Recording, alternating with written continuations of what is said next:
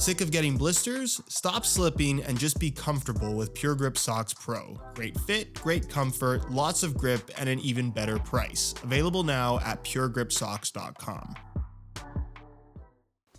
These used to be the best top-end speed boots on the market, and now they're arguably the worst. So what went wrong? Ladies and gentlemen, say hello to the Puma Ultra Ultimate that I have here in the brand new Rush Pack colorway, one that I happen to really like. However, when it comes to the boots themselves, not to say that you couldn't play exceptionally well in these, they're still good football boots, don't get me wrong, but compared to all of their competition, I'd make the argument that it's the least desirable of all the top-end boots in the speed category. Starting with the price, the Ultra Ultimate retails for $220, which is less expensive than the more popular alternatives from both Nike as well as Adidas, where they're going to run you at least $260. And of course, the price of everything has more or less gone up in the last couple of years. With that said, the Ultra, or at least top-end Ultra models, used to retail $200 not that long ago. And if you look at a brand like New Balance, where their top-end boots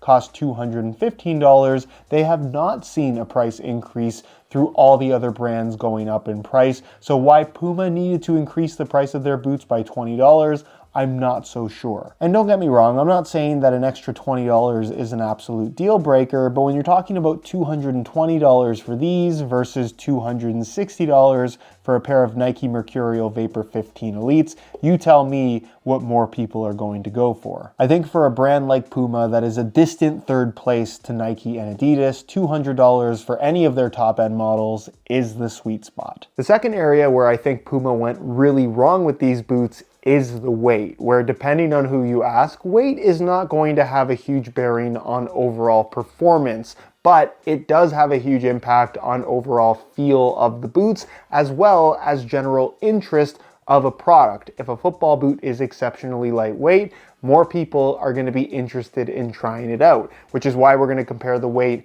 of the current Ultra Ultimate to the current Future 7 Ultimate, as well as from 2 years ago, the Puma Ultra 1.4. The last time the Puma Ultra was a desirable football boot. All in the same size 9.5 US, we'll start off with the old Ultra 1.4. They weigh in at a ridiculously light 6 ounces exactly, the equivalent of 170 grams, which compared to basically everything currently available, it's as light or lighter than anything by quite a large margin. The only thing that comes close would be the Crazy Fast Plus, but those retail for $100 more than these did. Then we'll throw on the current Ultra Ultimate, and you can see that they weigh in at significantly more, 7.4 ounces, the equivalent of 210 grams.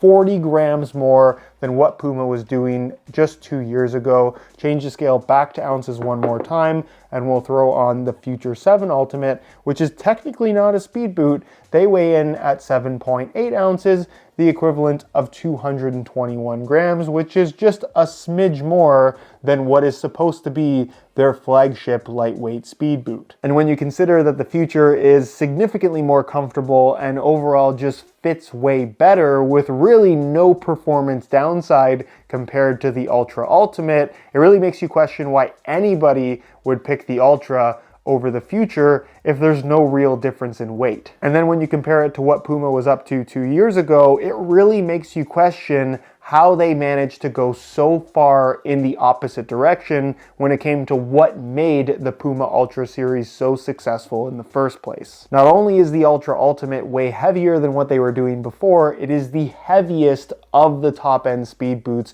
currently available from all the big brands. With the third and final reason, also arguably the most important area where I think Puma really went wrong with the Ultra Ultimate, being the fit and overall comfort. And it's not that the Puma Ultra was always the most comfortable pair of speed boots, but certainly from that Ultra 1.4 from just 2 years ago compared to what we have now. This is way more rigid, way more stiff, way more plasticky, and the general shaping, while I don't think the shape is bad, but the fit and feel through the heel, especially given the minimal amount of padding approach that they've gone for, it's just one of the most uncomfortable top-end speed boots, if not the most uncomfortable currently on the market. And at $220, that's just unacceptable for me.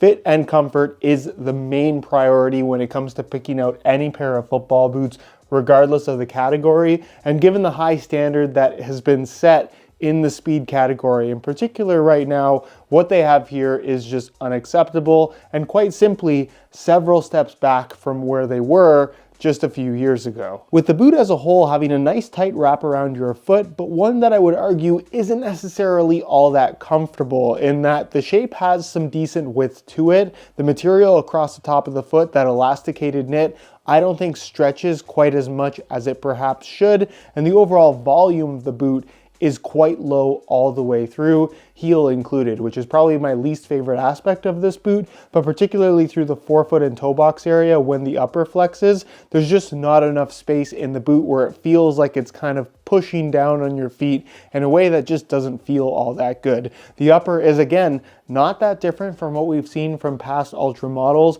but because of that lower volume shaping, it just makes the boot feel more rigid and stiff than it perhaps is. And like I said, considering how high the standard is in this category, these just don't feel as good as the competition. From a width perspective, I wouldn't say that these are a great option for somebody with wide feet, so definitely keep that in mind. And as far as sizing is concerned, they do run true to size like pretty much every other Puma football boot currently available at the moment.